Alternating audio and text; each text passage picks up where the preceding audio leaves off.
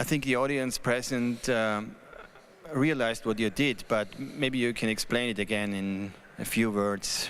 Right. So the piece that I performed just now was titled Nocturne. So the piece was made. The piece was first made in 2015, and the piece basically involved just sort of me watching a silent video and then trying to recreate the sound of sort of explosion and sort of what's happening in the video by using the household objects that you saw on the table. And the videos were all of the videos were collected from YouTube. So most of them were, the majority of them were sort of aerial bombing, but from all different periods, from all kinds of sort of conflicts and all different periods. But they were all black and white, or was it this monitor? They were made black and white. Actually, most of them were when they were downloaded. Were sort of high contrast black and white, but there were some colored footages that I mixed in there that I then desaturated to make the whole thing look black and white. So why do you use this kind of monitor? Because this is very particular. Yeah. It was frankly just sort of the first. I mean, the make of the monitor. That's the first one that I use in the performance, so I like the look of it and I stuck to it. But the very specific thing is that I did want the monitor to be kind of small and intimate. I didn't want to project it big. I didn't want it to be any bigger than this. I almost don't want the audience to see it, so so it's big enough for me to see, but if somebody gets behind me and it's really curious, she or he would be able to see what's happening on the screen as well. I enjoyed the idea that you kind of neglected the idea of the stage, because in music you have the stage and then you have the audience, so it's really separated spaces. But here in the Kunsthaus in particular, it's not separated at all, so it's a big hall.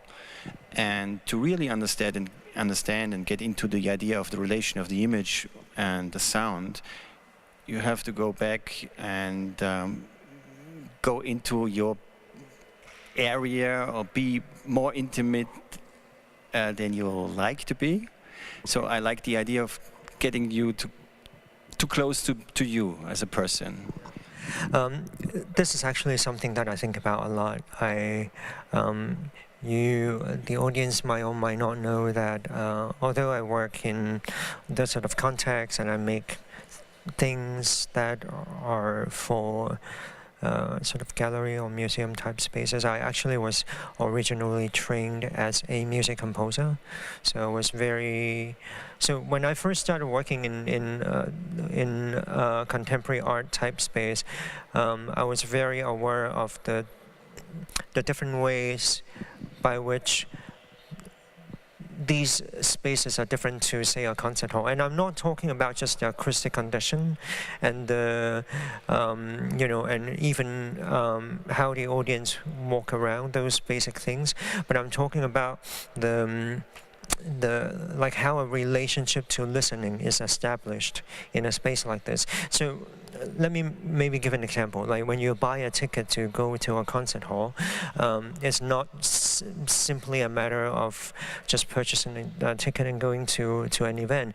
There's actually some sort of contractual relationship between the performer and the audience that gets established through that act of sort of ticket purchase. There is an investment of both time and resources into a very specific time frame, and that's sort of the norm of a performative space that is outside of an institution like this one.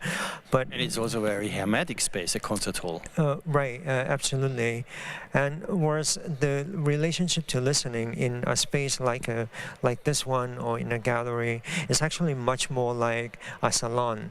Right, so in a salon before we had stages, when we listen to music in a salon, everyone is on the same ground level, and you could walk around, go behind the audience, not the audience, the performer, so you can look at the performer, the musician as a sculptural object, as well as, I guess, see the artistic labor of the musician, which is something that is lost as soon as you have the stage, because that makes the body just sort of like a pure source of sound. Why did you choose these kind of tragic subject?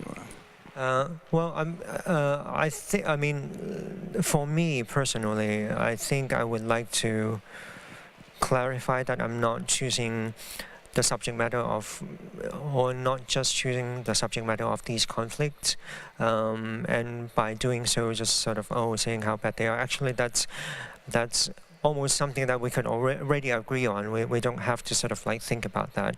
But what the subject that I chose is the consumption of these images.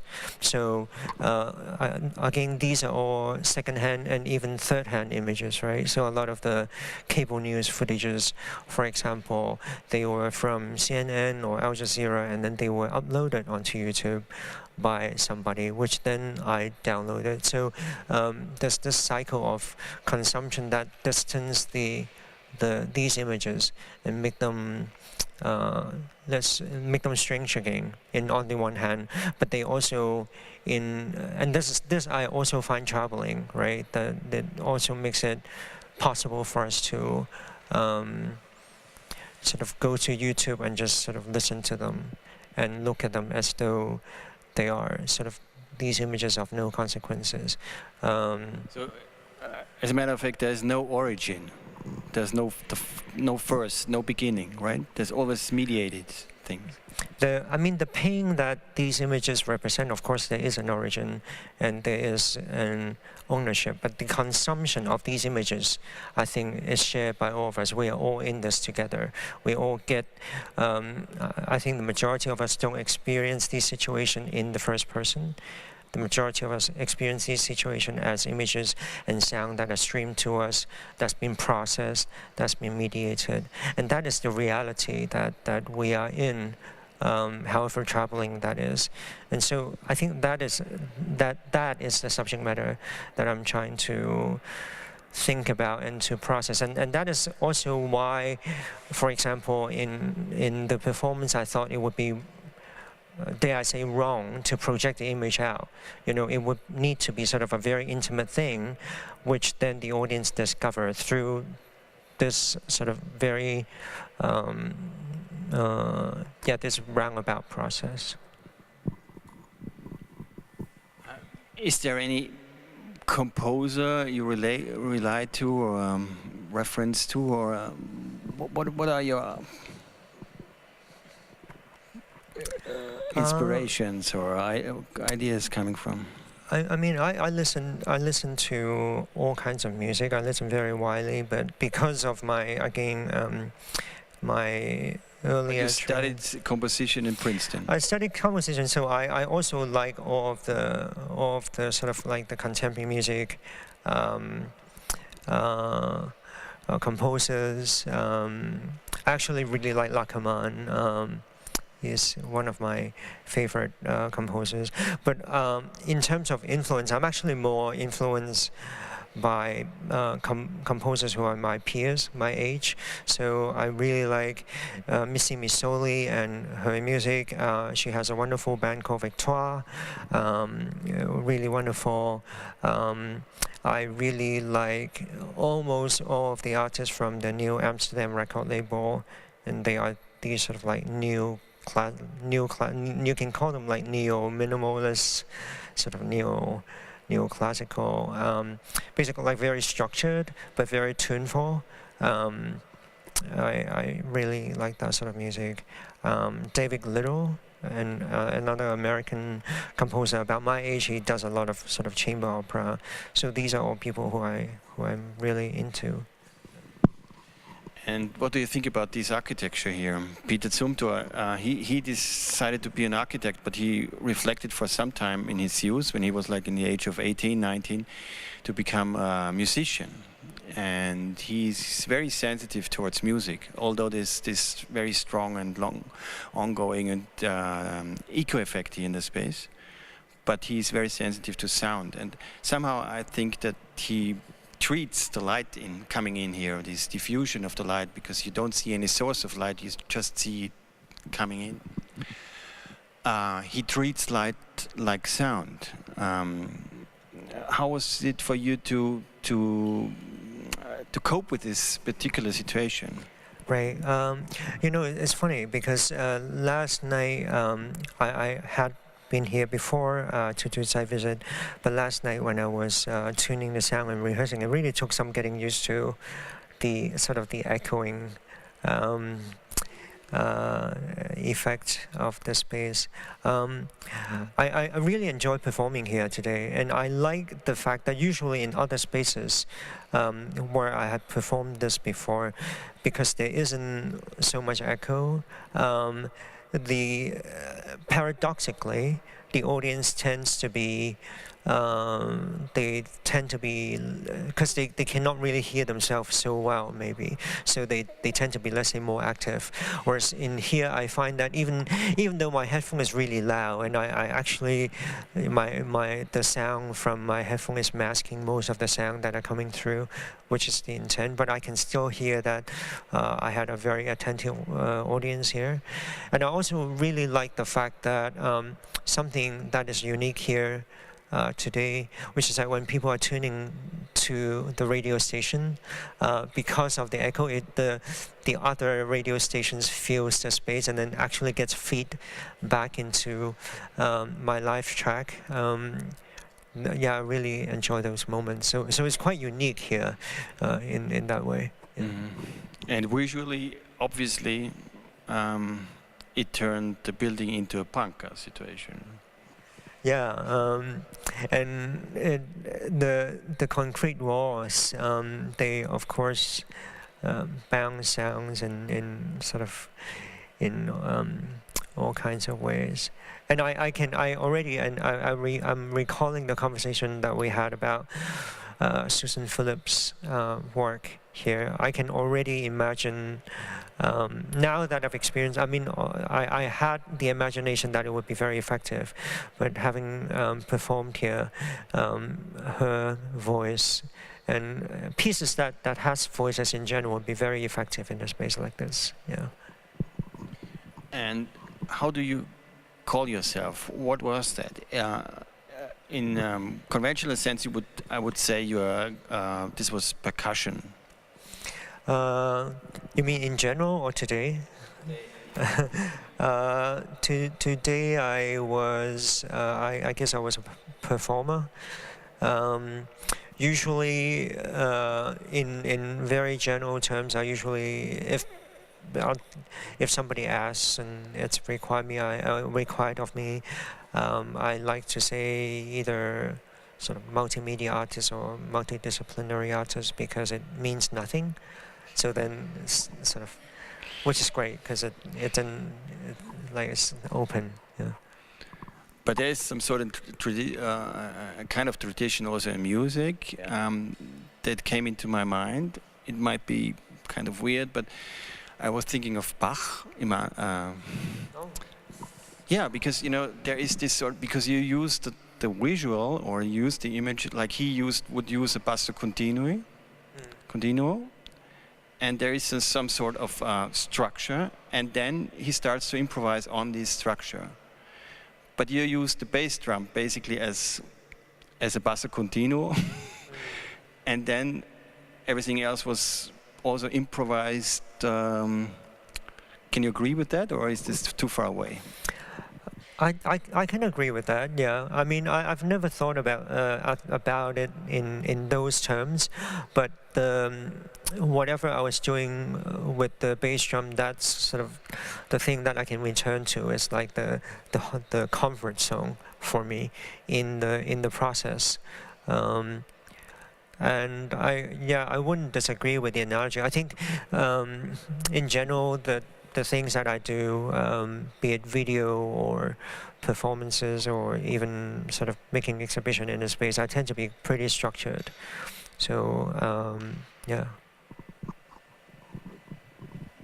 And there's some sort of funny items as well. So the shaver. And also, it's a type of a man's world, isn't it? Is it? I guess so. I mean, in just in the sense that I'm a man, and when I was collecting. You know, when you do Foley, you just kind of go to your studio or go to your home and pick whatever you have. You don't try to sort of like go out of your way and try to find stringy equipment.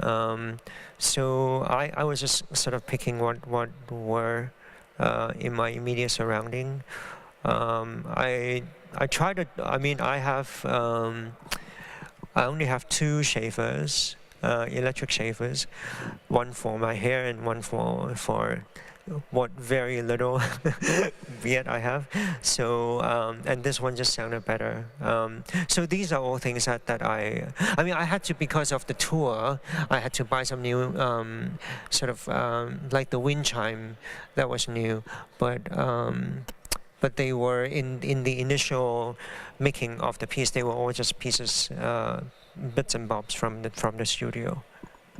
And another aspect is that you refer to the history of film in one way or the other, because there is this history of silent film that is joined by music, and also for sure the trick film history. Have you ever had contact to this business, or?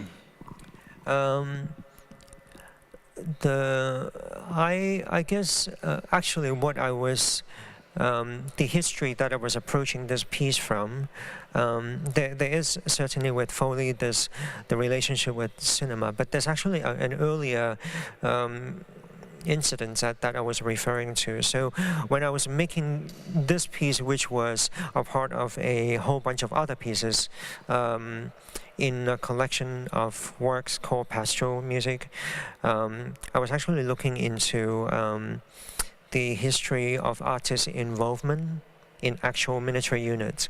So during the Second World War, in the American forces, there was a unit that was that were later nicknamed the Ghost Army. So the Ghost Army has it's actually a unit that is made up of artists. So they had visual artists. They had set designers. So, for example, what the set designers would do is that they would build these inflatable tanks. And so they would kind of go around the field with it to as decoy. But there is actually a sound unit. So with the sound unit, what they would do is that they would play back sounds of sort of infantry unit or gunshot, and they would play them back into the battlefield with these really huge speakers, and again as decoy, yeah, to fool the enemy into thinking that, oh, there's units coming from that side and not the other side. And I read how they made it. So they made it with a World War II. This is World War II, yeah. Okay. And this was actually not declassified until the 90s. And PBS made a documentary about this only in the early 2010. I think the PBS documentary actually came out in 2012.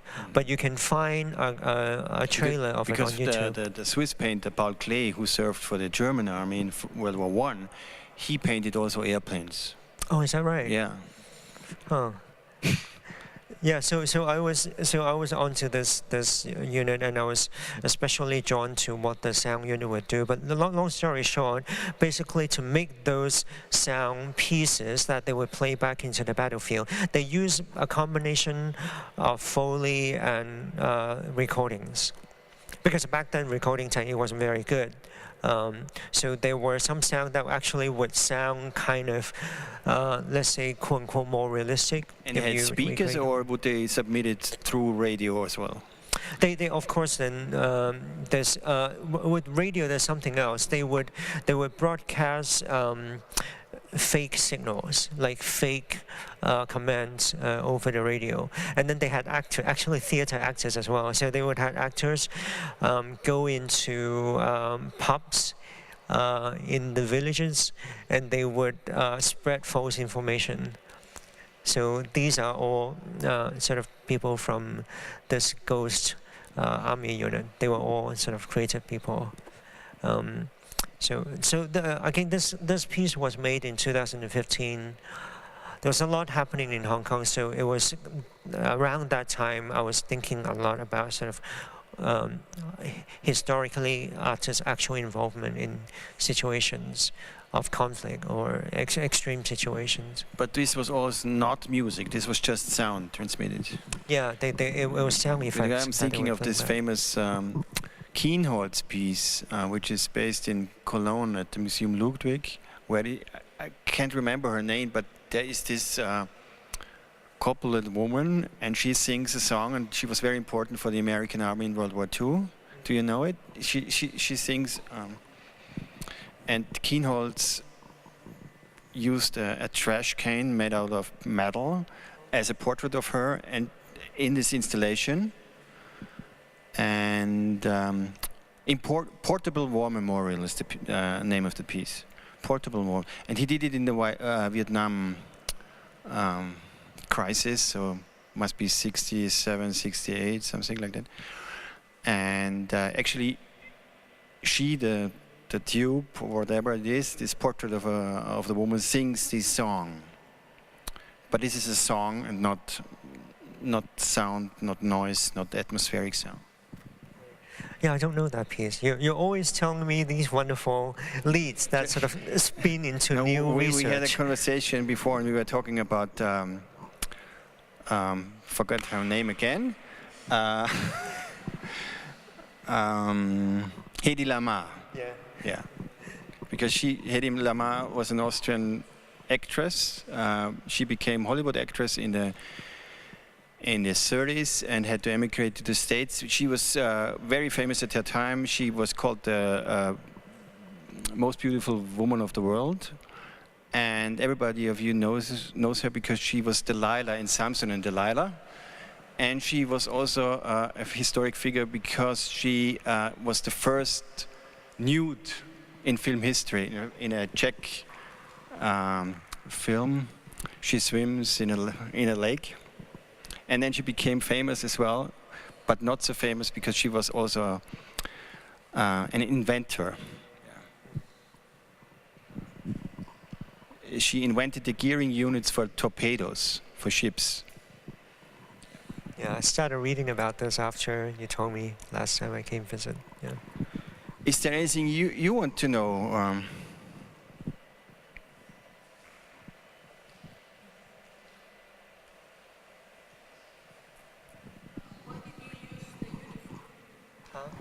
Uniform was the question. I don't know. It was I haven't thought much about it, except that at some earlier points, some earliest points in my conception of the piece, I was thinking about this whole exercise of recreating the soundtrack to these silent footages as some sort of training for to get acquainted to these sounds, or for whatever purpose, train oneself to be able to recreate these sounds in real time in ways that are believable. So that, I think that just stayed with the piece.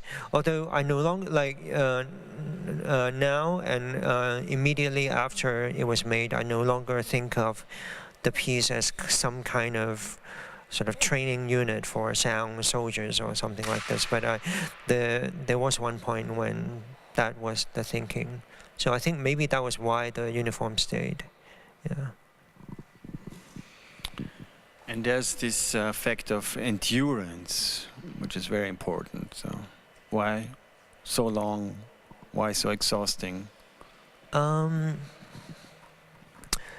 question. I had a good reason for it, but it's been so long since I made a piece. I can't remember why there was such conviction to do it. Well, I can say this though. So the endurance aspect, when I did this piece in Düsseldorf at Kunsthalle, that was the only time when I allowed the piece to be performed by somebody else. So I did the whole of first week myself during that exhibition, 6 hours a day. And then for the rest of the exhibition, there were substitute performers who were performing in my place. After that show, I made a decision that that is no longer permissible. So whenever this piece is done, even if it's for a long time, then it has to be me doing it. I actually did do a whole show of this. That is just done by myself. So I did a month and a half of this piece at Team Gallery in New York, and that was all me. So if I needed to do like a long run again, I felt like that needed to be the case. And I think whatever reason is behind sort of this being important is also the reason why I think the durational aspect is important. Like that I really mean it or something, or that sort of there is an investment in it. It's not just like I'm just showing it for like, you know, an hour or 15 minutes. Yeah.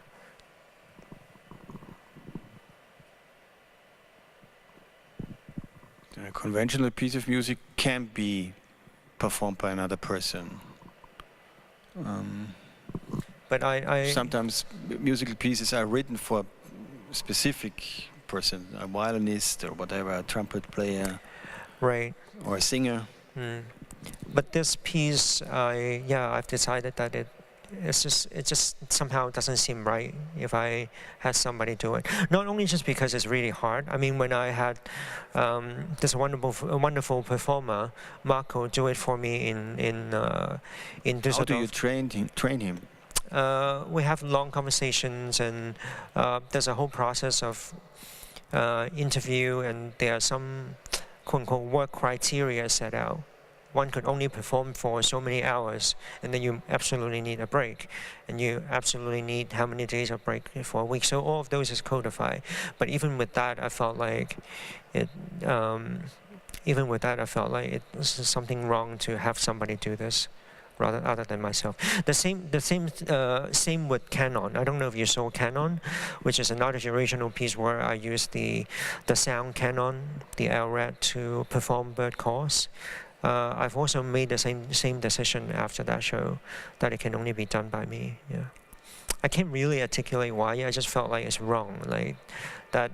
Not like maybe a little bit ethically wrong as well, but felt like the piece is just wrong if it's not me doing it. I can't quite articulate that. So some sort of Marina Abramovic in your work. Well, not to criticize her, but I also, the artistic labor is not something for people to admire. So when I do it for a long time, say for a month and a half, I go in every day at 11 o'clock, and then I get off at a certain point. And after maybe a week or so, it felt like just going to work for me. So it's there's also a relation to labor, and not to. It's almost like, it's a little bit like, it's literally just like going to work. So when I came off the stage just now, I was tired, but it's also kind of not so bad. I mean, people who are in assembly lines, for example, who are doing repetitive actions day in and day out, it's much more tiring for them, for example. Yeah. Your work is very precise. Do you also have moments of chance when something unforeseen happens? Actually, there's always something happening that that the audience might not perceive. So one thing that is very hard to control is the fact that because I'm banging so hard on the contact mic, it's constantly wanting to break. So I was lucky today that it didn't break, but there is actually a little bit of a degrading of the quality of the pickup as I went. So I had to constantly adjust. And for those of you who are really listening very carefully, you might hear that sometimes I would turn plugins on and off just to sort of refresh the system and to sort of adjust to the quality of the sound. But in terms, I think Marie-Christine was thinking of maybe guys like John Cage who used water and I tend to be, in both my art and my music, I tend to be through composed kind of composer, meaning that I don't really use a lot of aleatoric techniques or leave things to chance. I like to sort of write everything now. It's a working habit of mine. However, I think maybe you're also getting at whether I make things intuitively, which I do. So there is a funny, I think of it as a paradox in my work, in that a lot of my work is very research-based, research-focused. But when I'm in the moment of making, and actually even when the piece is first made, I can't say I really know what I'm doing. In that sort of, these things just all come together. It's very improvisational in terms of how they enter into the picture, and they might not even form a coherent narrative or give a coherent vision, because I use the research actually kind of as a way to process really complicated things. So that's the intuitive moment. But there comes a point when, after the piece has been made, so this was made in 2015, now it's 2018, I've had like 3 years to think about it. There comes a point when I think about all the pieces I made, then I realize what I was doing or what I was drawn to then, and then I have a little more clarity about what I was, what my intentions were. Usually it's a process like that. So from more chaotic and intuitive, pre-linguistic almost making, to eventually knowing how to think about the piece, or also talk about the piece in more precise languages. Yeah. Do you have a script? Do you have a score? The video is my score in this case. Yeah.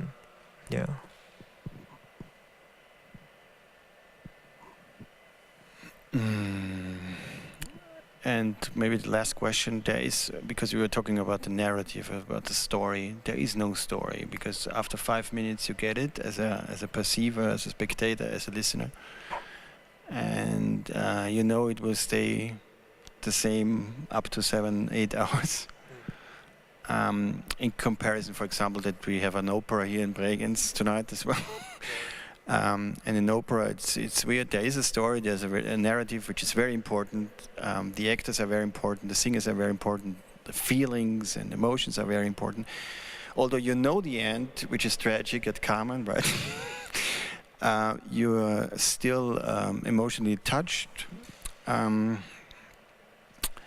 And with your piece, I have trouble to come along with all these questions, because I feel emotionally touched, involved, because this is a political subject we should think of. We have a kind of responsibility and so on. and we know our feelings, but there's no ups and downs, and there's obviously no end. And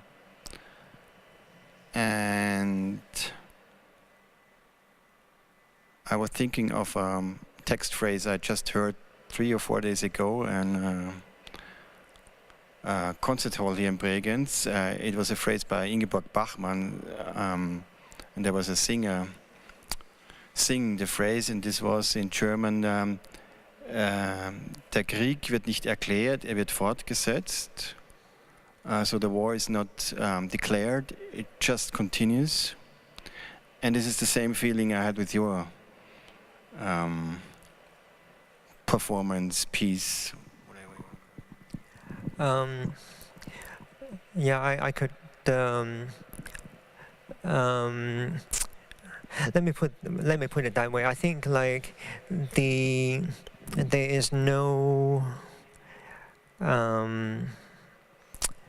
there's no intent to try to make these sounds beautiful. However, when I was watching the YouTube video, when I was, especially of these footages of people, of civilians as uploading images of night bombing, I was initially drawn to the sound quality of them.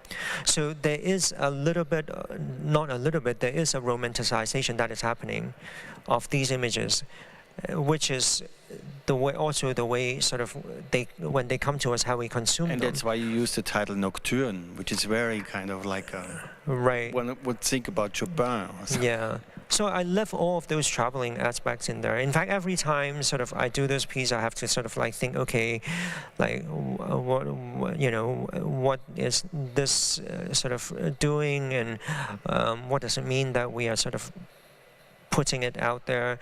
To what degree of putting it out there is okay? At what point do you have to stop? You know, you want to make it like, you know, like I said, you want to make the sound strange again, but you don't want to deny it of the quality that I was initially drawn to. And that's actually precisely, I think, where the contradiction is. And that's also... You don't want to deconstruct the reality of it, right? Right, and also not, I guess, the whatever gentle quality or even poetic, dare I say, quality that you felt in those sounds, that's what makes you reflect upon your own listening and like, oh, what am I really doing? So I, all the time when I'm doing this, I'm also sort of thinking about what am I really doing. And when you're listening to it, when you perceive these as, like you said, beautiful, then we are kind of in this together. So that's my very long way of saying that it's very troubling, and I left all of those troubling things in there. Okay, anything else? It's weird because they have all these headphones. And we are the only ones who really listen. Do you want to add something as a... No, thank you for having me, and thank you for being such... Yes, thank you for doing all this, and yeah, we just really... We experienced a great... It's hard to find really the right words. It's not fabulous. It's not amazing. It's not... It's an extraordinary piece of work. Thank you so much.